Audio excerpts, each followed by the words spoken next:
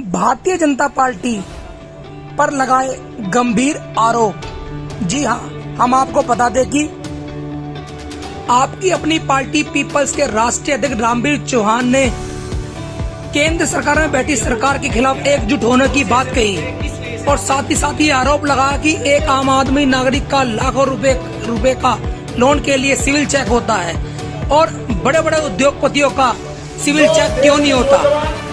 और बड़े आरोप लगाते हुए रामवीर चौहान ने क्या कहा, आइए अपने कॉन्फ्रेंस में सुनते हैं। सभी के खिलाफ किया जा रहा है भ्रष्टाचार के मुद्दे को। हम आपके सामने इस बात को रखना चाहते हैं कि चाहे वो बोफोर्स का मुद्दा हो या इससे पहले जीत घोटाले का मुद्दा रहा नेहरू काल में, इसके बाद अब जो मुद्दा चल रहा है अभी इस समय देश में, जो आज ये फुटबॉल वाला इशू चल रहा है, दोनों पार्टियां फुटबॉल खेल रही है। कभी केजरीवाल के पाले में गेंद जाती है, कभी सेंट्रल गवर्नमेंट बीजेपी के पाले में गेंद जाती है। विपक्षी पार्टी है, चाहे राजस्थान में विपक्षी पार्टी है या जो महाराष्ट्र में भी खेल हुआ, तो हम उन सबसे इस प्रेस वार्ता के माध्यम से रिक्वेस्ट करते हैं कि जो भारत के कॉन्स्टिट्यूशन में 3 लिस्ट दी हुई है, एक स्टेट लिस्ट है, एक सेंट्रल लिस्ट है, एक कॉन्करेंट लिस्ट है। तो स्टेट लिस्ट में लॉ एंड ऑर्डर और जो लोकल पुलिस है उसकी भी पावर्स हैं।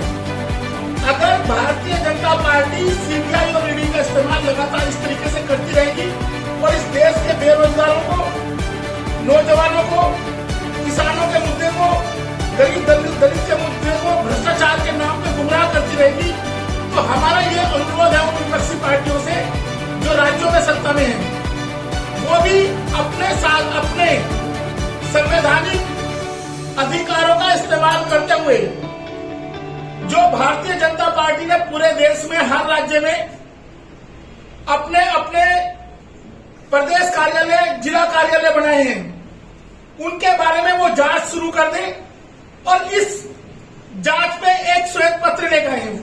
पूरे देश के नौजवान आज बेरोजगार, सिर्फ भ्रष्टाचार, डेली ईडी और सीबीआई की खबरें छपती है देश में, इसके अलावा कोई खबरें नहीं, टीवी पे भी कोई खबरें आपको नहीं मिलेंगी। हम आपको ये कहते हैं कि सीबीआई और ईडी की खबरें हैं, तो जो राज्यों के पास सीआईडी है, राज्यों के पास जो सीआईडी है या एसआईटी है, वो भारतीय जनता पार्टी की जो नेतृत्व है या जो उनके लीडर्स हैं उन स्टेट्स में, उनके खिलाफ भी वो कार्रवाई करें। इनकम टैक्स उनके पास भी है, वो राज्यों में उस मशीनरी का इस्तेमाल उन नेताओं के साथ उनके खिलाफ करें, ताकि ये सीबीआई और ईडी की लड़ाई इस देश में बंद हो और जनता के मुद्दों पे बात हो। इससे पहले भी भ्रष्टाचार के विरुद्ध बीजेपी ने 16,000 करोड़ के घोटाला की बात करी दिल्ली में, और उसके विरुद्ध केजरीवाल सरकार ने 10,000 करोड़ का घोटाला एनसीडी में बताया। हमने उसके खिलाफ भी आवाज उठाई कि ये जो देश में चल रहा है ये भ्रष्टाचार का खेल, इसको बंद किया जाए, जनता के मुद्दों पे बात की जाए। साथ साथ आप सभी प्रेस बंधुओं के सामने एक बात और हम रखना चाहते हैं कि इस देश का जो हमारे वित्त मंत्री हैं, उन वित्त मंत्री के जितने भी अभी तक के डिसीजन है, उनकी जांच की भी मांग करते हैं। उनकी जांच की मांग इसलिए करते हैं कि 2,21,000 करोड़ का जो लोन अंबानी अडानी ग्रुप को दिया गया, या अभी 14,000 करोड़ अडानी ग्रुप को दिया गया, उस पैसे का इस्तेमाल, वो जो पैसा था वो किसका पैसा था या किसकी सहमति से वो लोन दिए गए। अगर एक गरीब आदमी लोन लेता है तो उसके बदले में उसको गारंटी देनी पड़ती है और गरीब किसान का कर्जा माफ नहीं होता, लेकिन इन लोगों का एनपीए कर दिया जाता है। नॉन अर्निंग एसेट्स जो इनका कर दिया, नॉन प्रोडक्टिव एसेट्स जो किया जाता है इनका, उस एसेट्स के पीछे कौन लोग हैं। और पूरे देश की जनता के सामने एनडीए की सरकार बताए कि क्या ये भ्रष्टाचार नहीं है। 2,21,000 करोड़ का जो अडानी का कर्ज माफ किया जा रहा है, अंबानी का कर्ज माफ किया जा रहा है, किसकी सह पे किया जा रहा है और वो पैसा किसके पास जा रहा है। जो का कर्ज माफ नहीं होगा और जो सरकार के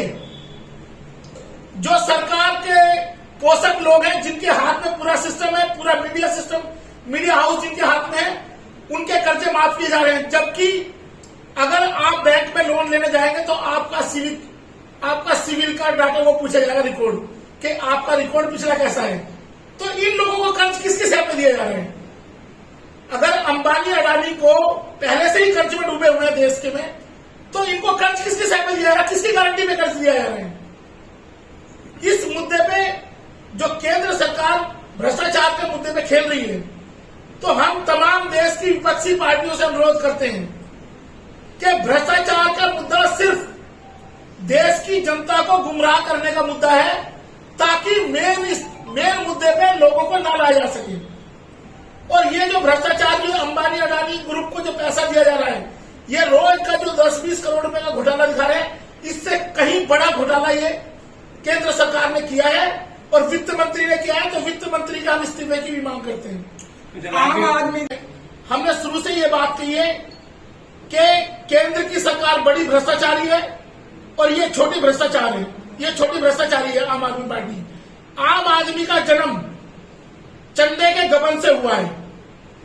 रामलीला मैदान का जो चंदा था, जो फोर्ड फाउंडेशन का जो पैसा आया, जो फोर्ड फाउंडेशन का पैसा आया, वो किसके माध्यम से देश में पहुंचा है?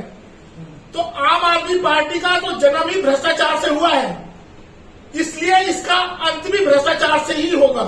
ये पूरी पार्टी भ्रष्टाचार में डूबी हुई है। रामवीर जी, क्या लगता है शराब का घोटाला ये हुआ है? आपका क्या कहना है इस पर? तो इतना बड़ा मुद्दा चल रहा है। देखिए, शराब का जो घोटाला है, हमने शराब के घोटाले पे पहले भी अपनी बात रखी थी।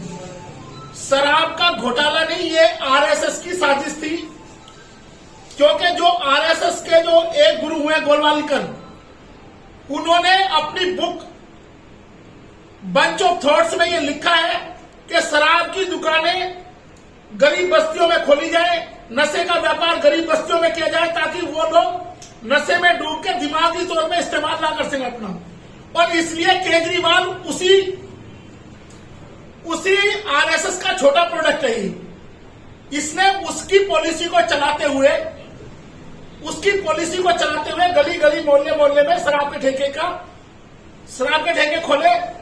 और जब ये मुद्दा जनता के सामने सबसे पहले आपकी अपनी पार्टी पीपल्स ने 272 वार्ड में प्रदर्शन किया था इस मुद्दे को लेके। और आज जो देश में चल रहा है, एक नूरा कुश्ती चल रही है। देश में जितनी भी सामाजिक न्याय की पार्टियां हैं, जो सामाजिक न्याय के मुद्दे पे या देश के सेकुलरिज्म के मुद्दे पे जो राजनीति कर रहे हैं या जो सेकुलरिज्म की आवाज उठा रहे हैं, उनको खत्म करने के लिए ये सॉफ्ट हिंदुत्व का स्लो पॉइजन आरएसएस द्वारा पैदा किया हुआ है, जिसका नाम है आपके आम आदमी पार्टी केजरीवाल। उससे गुमराह करने के लिए भ्रष्टाचार के मुद्दे लगातार। अपनी पार्टी का क्या उद्देश्य है आगे के लिए? आपकी अपनी पार्टी जिस दिन से बनी है, उसी दिन से हमारा उद्देश्य ये है कि देश में समानता का अधिकार लागू हो। हमने सबसे पहला और हमारा मेन ऑब्जेक्ट, अगर भारतीय जनता पार्टी हिंदुत्व की बात करती है, तो हमारा सबसे पहला उद्देश्य और आखिरी उद्देश्य ये है कि हम इस देश में कास्ट एबोलिशन एक्ट लेकर आएंगे, जाति उन्मूलन कानून, ताकि इस देश में दो ग्रुप हों, एक गरीब एक अमीर। और जब गरीब लोगों का वोट ज्यादा है, तो गरीब लोग समानता और बंटवारे के लिए संघर्ष करेंगे। ये जातियां जो है, ये कॉन्स्पिरेसी है गरीब लोगों के अधिकारों को छीनने के लिए। इसलिए आपकी अपनी पार्टी पीपल्स ने लगातार ये कहा है कि हम कास्ट एबोलिशन एक्ट लेके आएंगे इस देश में, जब भी हम सत्ता में आएंगे। नहीं तो इन सत्ता में बैठी हुई पार्टियों को मजबूर करेंगे कि ये कास्ट एबोलिशन एक्ट लेके आएंगे। रामवीर जी, आपसे पूछना चाहूंगा कि आज केंद्र सरकार ईडी की धमकी देकर कहीं न कहीं कार्य कराना चाहती है। दिल्ली सरकार के विधायकों का कहना यह है कि बीजेपी 20-20 करोड़ में हमें अपने पाले में करना चाहती है, इसके लिए धरना प्रदर्शन। क्या ये बात सच है? ये जो दिल्ली की सरकार है और केंद्र की सरकार, ये दोनों अलग नहीं है कि सिक्के के दो पहलू हैं। इनका कोई अलग नहीं है। ये इन्हीं के ये क्या करते हैं, गुजरात का जो चुनाव है, ये गुजरात के चुनाव के लिए एक भूमिका बनाई जा रही है, ताकि देश में हमारा ही पक्ष और हमारा ही विपक्ष हो। भारतीय जनता पार्टी और आरएसएस ये चाहती है कि पक्ष भी हमारा हो और विपक्ष भी हमारा हो। तो आम आदमी पार्टी बीजेपी के पहलू के दो सिक्के एक ही बात करती है। आम आदमी पार्टी बीजेपी आरएसएस का पैदा किया हुआ छोटा बच्चा है। और बड़ा बच्चा बीजेपी है। देश के वित्त मंत्री की जांच नहीं होनी चाहिए जो ऐसे पूंजीपतियों को पैसा दे रहे हैं जो पहले से ही कर्ज में डूबे हुए हैं देश के बैंकों के, उनको कर्जा कैसे दिया जा रहा है? तो क्या ये भ्रष्टाचार नहीं है? जांच को लेकर क्या आपकी अपनी पार्टी पीपल क्या खत लिखेगी क्या पीएम को कि इसकी जांच होनी चाहिए सीतारमन जी की जो इन्होंने जो माफ किए हैं? जो हम तो खत भी लिख रहे, प्रदर्शन भी कर रहे हैं इस चीज के लिए कि निर्मला सीतारमन का तुरंत इस्तीफा होना चाहिए। ये जो पूंजीपतियों को लोन दिया जा रहा है, ये जब एक गरीब आदमी का सिविल चेक किया जाता है तो इन पूंजीपतियों का सिविल क्यों नहीं चेक किया जाता? चलिए आखिर डॉक्टर अम्बेडकर ने, महात्मा ज्योतिबा फुले ने या काशीराम साहब ने जो अधिकार दिए उनको पूरा करने के लिए हम संघर्ष करते रहेंगे। चलिए बहुत